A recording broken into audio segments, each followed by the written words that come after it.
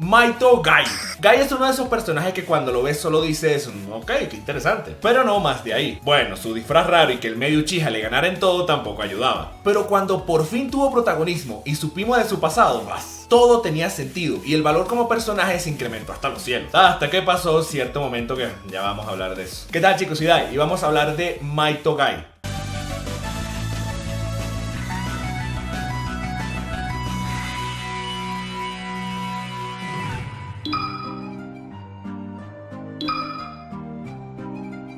Gai era un niño muy interesante nacido en Konoha. No tenemos demasiada información de su niñez. Lo que sí sabemos es que su personalidad de juventud, power, bitches, fue inculcada por su padre, Maito Dai.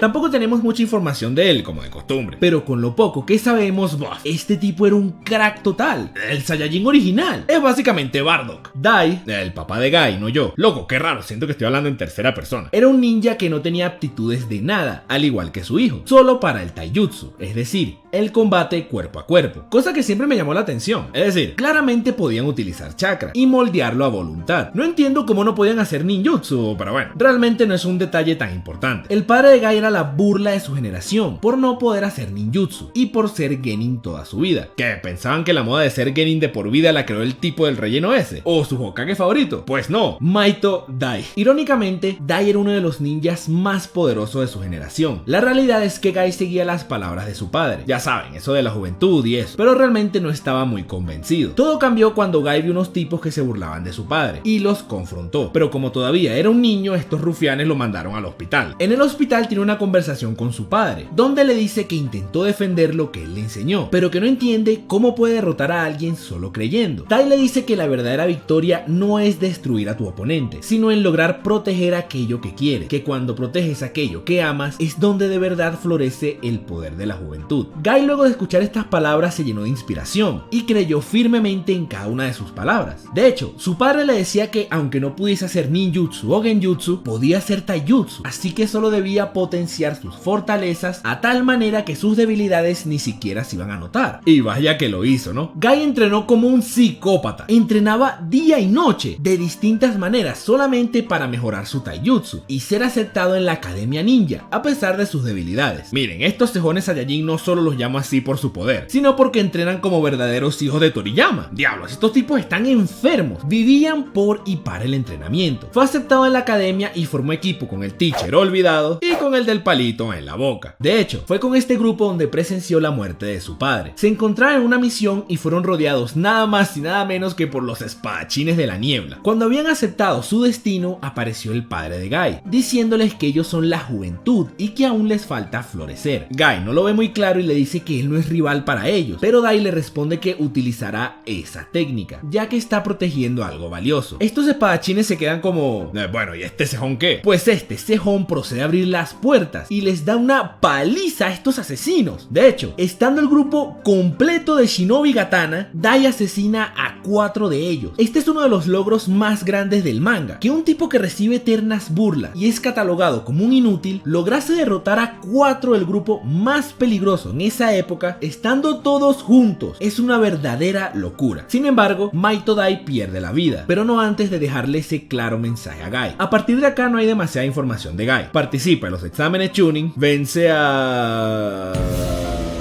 de una sola patada, y luego es vencido por su eterno rival, Hatake Kakashi, que mencionaré más adelante en el video. Ve como el Kyuubi destroza la villa siendo manipulado por el tipo al que le sacó con una patada la golosina que comía. Y ya está. Logra convertirse en Jounin, superando hacia su padre a nivel de rango, y conoce a un niño que curiosamente es un poquito similar a él. No solo por las cejas. Resulta que este niño, llamado Rock Lee, tampoco puede usar ninjutsu ni genjutsu, por lo que decide adoptarlo como su pupilo. De hecho, esta parte siempre me dejó dudas. A ver, ¿quién son los padres de Lee? ¿Por qué Gai no tuvo hijos? ¿Qué? ¿Son las cejas lo que impiden hacer ninjutsu o qué? Estos son datos que creo yo hubiesen enriquecido muchísimo la historia de Naruto. El saber un poco más a fondo por qué los personajes toman esta decisión. De hecho, yo de verdad pensaba que Lee era el hijo de Gai cuando empecé a leer el manga y resulta que no. Solamente con esto pueden darse cuenta de que el clan Saiyajin tenía muchísimo material por utilizar. Pero bueno, ya saben que Clancy tiene todo esto y de forma innecesaria.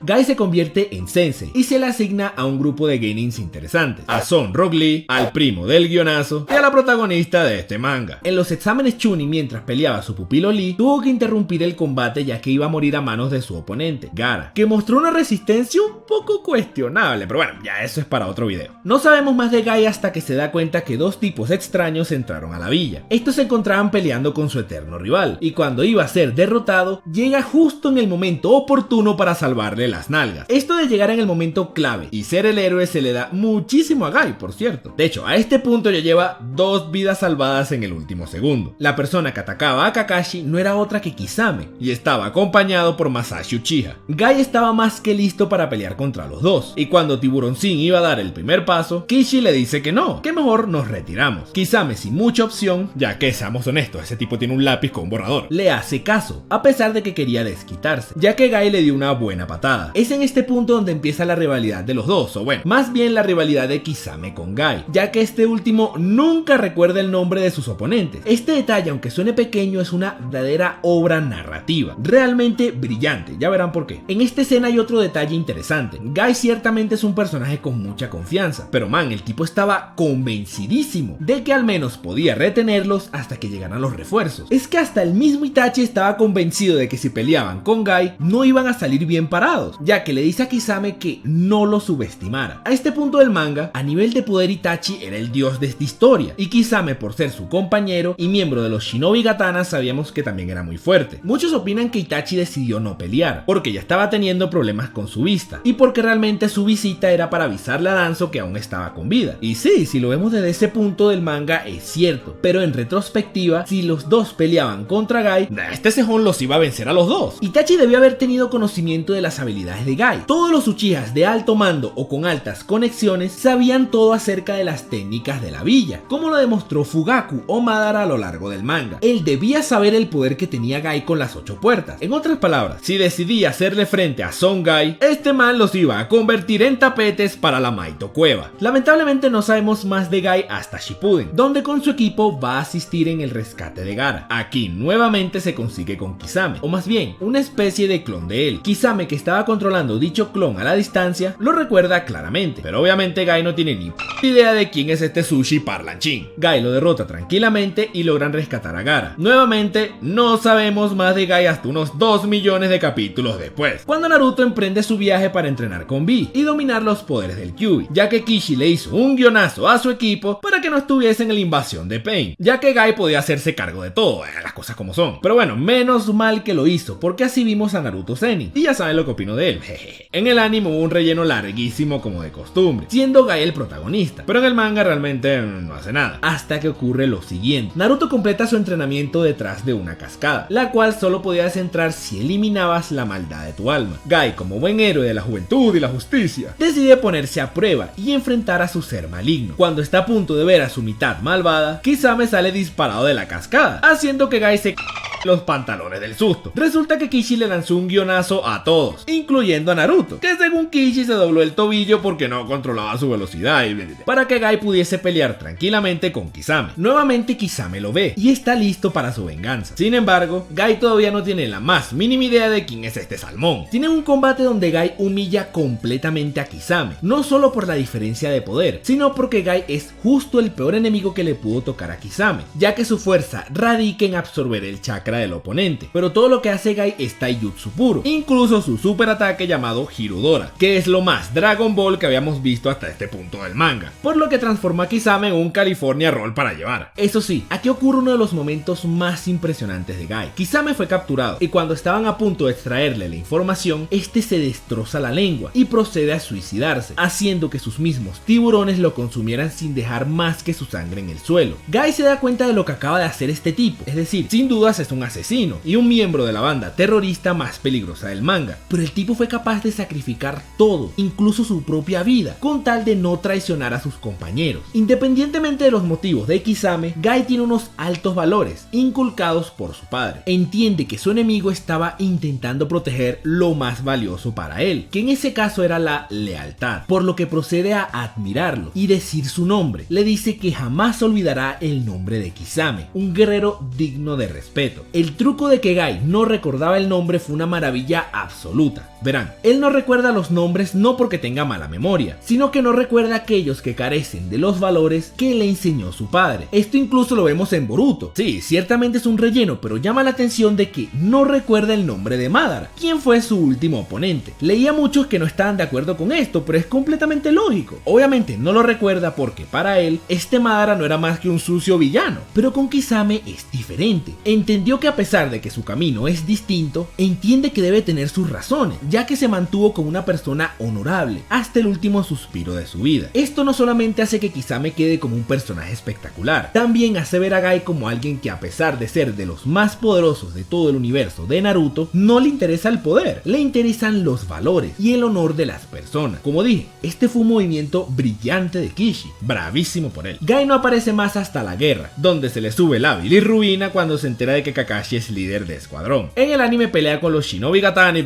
pero donde realmente aparece es en la pelea con Tobi. Verán, Naruto estuvo a punto, literalmente a unos centímetros de ser derrotado por el Kamui, que como siempre digo es el jutsu más roto de este manga. Pero Guy llegó en el último microsegundo para atacar a Tobi, haciendo que se vuelva intangible para que Kakashi salvase a Naruto. Aquí hay otra entrada último segundo para salvarle las nalgas a alguien, esta vez al prota. Ya van 3, Tienen una pelea contra los Billus que realmente no tengo mucho que comentar, excepto un pequeño momento. Tobi se hartó de que le robaran el protagonismo y procedió a atacarlos con todos los Billus juntos. La Billudama que se les venía encima era una locura, muy por encima de la escala de poder del manga. Pero miren lo que dicen estos dos. Kakashi dice que él se hará cargo con el Kamui y le dice a Guy que lleve su cuerpo al hospital. Guy le dice que se deje de uchihadas, que él se encargará abriendo las puertas. El punto es que estábamos ante un ataque de Megazord. Esta Billudama estaba muy lejos de la escala de poder en donde estos dos personajes eran protagonistas. Sin embargo, ambos estaban más que seguros que podían lidiar con esto.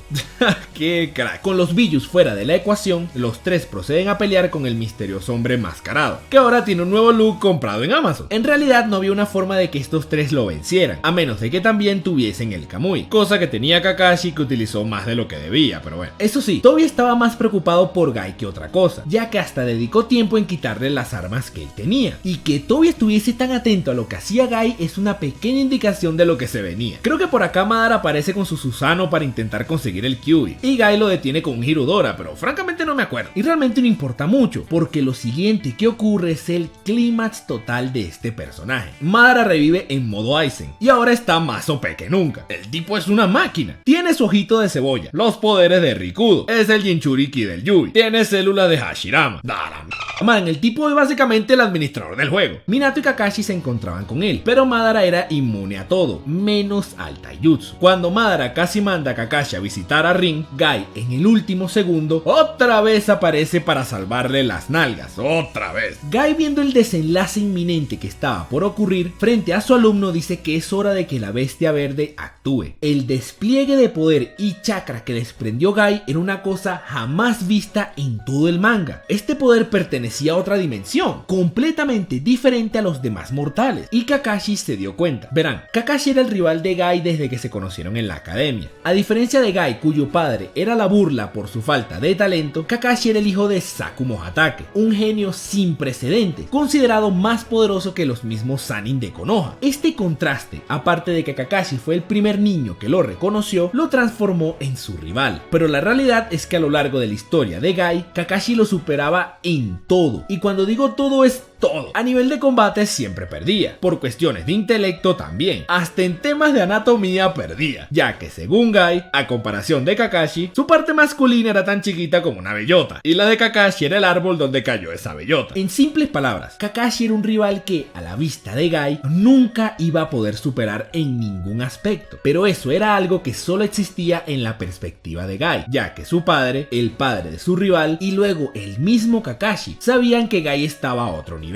Cuando Guy salvó a Kakashi del ataque de Madara y abrió las 8 puertas, Kakashi, al ver ese absurdo poder, tuvo un recuerdo de cuando lo conoció, y déjenme decirles que este flashback es de los mejores de toda la historia de Naruto. Kakashi recuerda el momento en donde su padre lo lleva a inscribirse en la academia. Afuera de la escuela se consigue con Guy y su padre. El padre de Kakashi muy amablemente lo saluda, pero Kakashi le dice que no pierda su tiempo, que ese niño no pasó el examen ya que ni siquiera puede usar ninjutsu básico, por lo que no fue aceptado en la academia. Al Al pasar al lado de ellos, Gai se voltea y le pregunta si él es Hatake Kakashi y procede a darle las gracias por el apoyo, para el agrado y la sonrisa de su padre. Sakumo le dice a Kakashi que no se confíe solo porque ingresó a la academia y le dice que ese niño algún día iba a ser mucho más fuerte que él. Esto lo deduce porque ve las manos y los pies del niño, las cuales estaban curtidas de tanto entrenar. Sakumo le dice a Kakashi que le pregunte el nombre al niño, ya que será un gran rival para él, y este niño le responde que se llama Maito Gai y de manera muy alegre le dice que será el hombre más fuerte de todos. Kakashi, en plena demostración del poder de Gai, recuerda las palabras de su padre y dice que tenía mucha razón, ya que Gai es mucho más fuerte que él. ¡Vas! ¡Qué escena tan espectacular! Kakashi, a diferencia de Gai, que siempre pasaba desapercibido, es un personaje que desde que salió le han llovido elogios, considerado un genio de su generación. Le ofrecieron ser Hokage y hasta es comandante de la guerra. Que alguien así recuerde un suceso de su niñez en donde conoce a este niño mientras su padre le decía que sería más fuerte que él y que luego lo acepte es simplemente una maravilla. Esta pequeña escena sirvió para fortalecer la historia de Gai y los valores que le enseñó su padre, ya que realmente no se fijó en lo que le dijo Kakashi en esa oportunidad, sino que se enfocó en que Kakashi lo notó y reconoció, lo que utilizaría de motivación para entrenar y convertirlo en su rival. Que Kakashi luego le haya preguntado su nombre hizo que las palabras de su padre tuviesen aún más sentido. Y bueno, tiene una pelea con Madara impresionante. Gai demuestra un poder que no habíamos visto hasta la fecha en todo el manga, y eso es algo bastante impresionante considerando que frente a él estaba un tipo con todos los elementos que hacían poderoso a un personaje en este manga. Miren, era un Uchiha, tenía un Pokémon dentro, tenía los ojos de cebollita, la célula de Hashirama, las esferas del dragón flotante.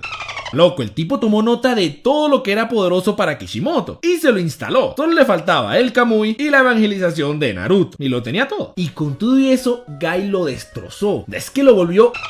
El poder de Gai era tal que incluso era capaz de doblar el mismísimo espacio-tiempo. Gai aquí se convirtió en el personaje sin poderes regalados más poderoso de este manga de lejos. Miren, Gai no tenía un Kekkei Genkai, no tenía un Biju, no tenía un viejo barbón que le regalara poderes, ni era un guapo vengador. No tenía nada a su favor, incluso era feo. Solamente una inmensa disciplina y determinación, forjadas por la crianza de su padre y los valores que le inculcó. Y solo con esto llegó a ser un verdadero dios entre mortales. Lamentándolo mucho, en este manga no importa que tan inteligente, habilidoso o disciplinado seas, hagas lo que hagas, no puede derrotar a un Uchiha. Madara, como era una ensalada con todos los poderes inventados de este manga, el tipo quedó vivo luego del ataque final de Gai. Se empezó a regenerar gracias a los poderes del lluvio o lo que sea, y procedió a darle el golpe final a un Gai debilitado por haber utilizado las 8 puertas. Pero no importa, este personaje tuvo un final espectacular. Estamos hablando de un niño sin ninguna clase de bendición genética, que a punto de trabajo duro, disciplina y honor, logró superar ampliamente al 99% de este manga. Y en una historia donde los villanos son una mezcla genética de todo tipo, que alguien sin nada lograse esto es de respetar, por lo que su muerte luego de golpear a Madara es realmente espectacular y digna de un personaje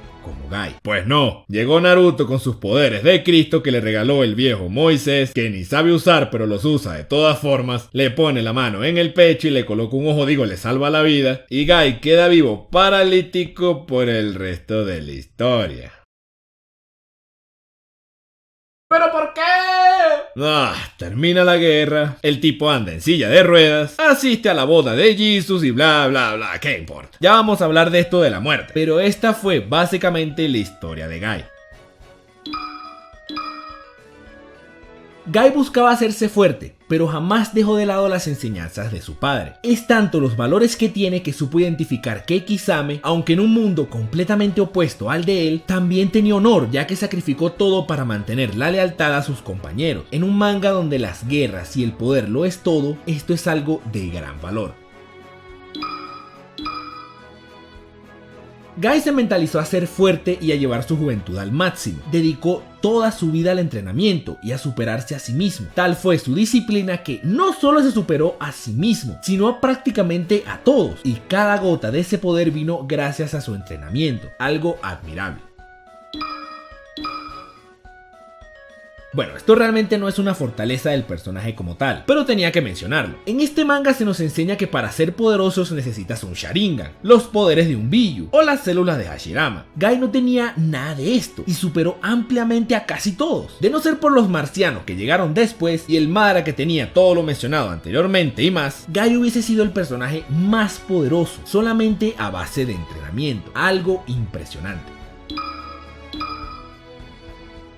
Gai era demasiado amable y esto pudo haberle pasado factura. Esto quedó demostrado cuando Gai presenció una de las misiones Zanbu de Kakashi. Este quedó traumado de la crueldad que veía y es por esto que Hiruzen no le invitó a participar en los Zanbu. No digo que debía ser un sanguinario como Kakashi, pero al menos no dejarse impactar con cosas así, ya que él sobre todas las cosas era un ninja.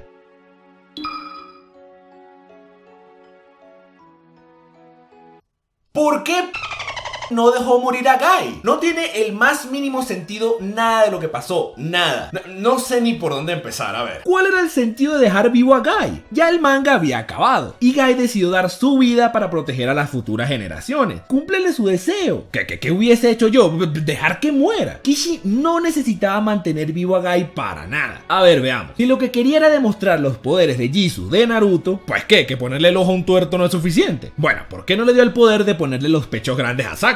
Es lo mismo. Si puede ponerle el ojo a un tuerto, puede ponerle siliconas a cualquiera. Ahí está, Jesus. Si lo que quería era que Gai no muriese entre comillas en vano, ya que no le hizo daño a Madara, pues ¿qué diferencia hay en que esté vivo o no? Si lo vas a dejar paralítico en una silla de ruedas. Madara se regeneró de todas formas y el logro no estaba realmente en dañar a Madara. Estaba en que este tipo admitiera que Gai es el más fuerte de todos. Dejándolo inválido es peor, porque no solamente fracasó en sacrificar su vida, sino que no le hizo nada al villano y quedó en silla de ruedas. Si lo que quería era que Jesus y el emo tuviesen un encuentro sin desventajas contra Madara, ya saben, por si Gai le causó daño y que ese encuentro con Gai fuese el motivo por el que Naruto y Sasuke ganaran y ¡mentira! Madara ni siquiera fue el villano final. Los tipos ni pelearon. Miren, Madara agarró sus dos cebollas en los ojos y apareció la coneja marciana esa y el Zetsu lo mató con la mano. Kishi no tiene excusa alguna a nivel de narrativa para dejar vivo a Gai, ni una. Lo hizo solamente porque le provocó, sin tomar en consideración el desarrollo que había tenido Gai como personaje. De hecho, me atrevo a decir que Gai no murió porque es hombre. Y ya sabemos cómo es Kishi con esto de la igualdad de género. Miren, todos los hombres de este manga, no importa qué tan crueles, asesinos y malvados hayan sido, todos o no se mueren o mueren como unos héroes. Por ejemplo, Obito fue el principal causante de todas las desgracias de este manga, pero murió como un héroe ante las lágrimas de Naruto. Es más, hasta en el otro mundo lo estaba esperando su waifu. Ah, pero Conan, como es mujer, no. Vamos a dejar que muera como una ante un Uchiha y se ahoga en su desesperación, y que nadie se enterase siquiera de que pereció, ya que murió desolada en el océano. Ok, francamente no sé los motivos del por qué Kishi no mató a Gai. Supongo que simplemente le tenía cariño y no quiso hacerlo. Obviamente hay muchas cosas que hubiese hecho con Gai, como saber más de su historia, ver cómo es que entrenaba, el momento en donde aprendió a abrir las puertas y bla bla bla. Pero eso de la muerte lo supera todo. Así que eso es lo principal que hubiese hecho, darle el fin que merecía. Gai es un personaje de admirar. El tipo superó todas las barreras a consta de entrenamiento puro y manteniendo su honor en el proceso. Nunca le hizo mal a nadie. Era una persona pacífica. Siempre se vio inferior por el que era su rival, pero logró superar todo esto a base de disciplina. Además, aunque a veces parecía un poco raro, realmente Gai tenía mucho carisma. De cierta forma, los personajes sabían que podían contar con él, como se vio infinidad de veces por sus alumnos, por Kakashi y hasta el mismo Naruto. Y con la evolución, se podría decir que pasó de ser un niño con muchos problemas de autoestima a ser una persona llena de valores, determinación y sobre todo con mucha confianza en sí mismo. Todo esto gracias a las enseñanzas de su padre y a todas las vivencias que tuvo. Ciertamente es una pena el no final que tuvo en su pelea con Madara, pero creo que incluso aunque se quedara en silla de ruedas de manera injusta, es un grandísimo personaje, de los mejores de este manga y para mí digno de llevar el título de no solo el más fuerte en taijutsu, sino el más fuerte de todos. No te vayas todavía. Mi Facebook revivió. Y basándome en sus comentarios de YouTube, a partir de ahora lo utilizaré para decidir cuál personaje será el siguiente en recibir su historia y evolución. Si quieres participar, sígueme. En diagonal me dicen Dai. O simplemente búscame en la barra. Igual el link siempre lo pongo al final de la descripción. Ahora sí, de vuelta a mi discurso final. Hey chicos, soy Dai. Si les gustó este video, porfa suscríbanse. Y si quieren, regálame un like. Eso me ayuda, muchísimo. Y ahora tengo un Twitter. Si quieren, síganme en @DaiTeDice. O en Facebook, diagonal me dicen Dai. Los links siempre los dejo al final de la descripción. Muchísimas gracias por su apoyo. De verdad, muchísimas gracias. Nos vemos hasta la próxima.